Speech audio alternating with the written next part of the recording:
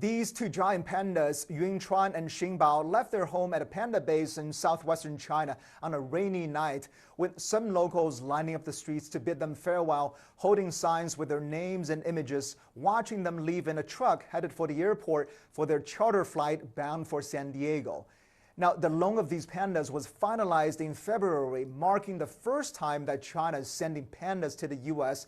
in 2 decades. The San Diego Zoo, of course, has a history of cooperating with China at panda conservation and actually has a special connection to one of the pandas on board. Yunchuan's mother was actually born in San Diego. Now, as part of these agreements, zoos typically pay China $1 million a year for their conservation efforts. And the Chinese say in many ways that has paid off, with the population of pandas almost doubling in the past 30 years, prompting the government in 2021 downgrading panda status from endangered species to vulnerable.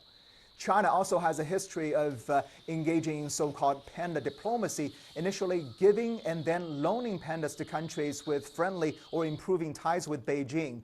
The U.S. received its 2 pandas in 1972, following then-President Nixon's historic visit to China.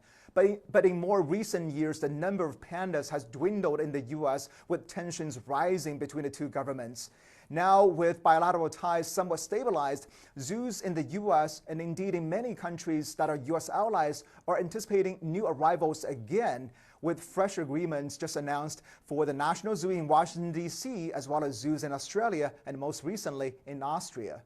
Stephen Jiang, CNN, Beijing.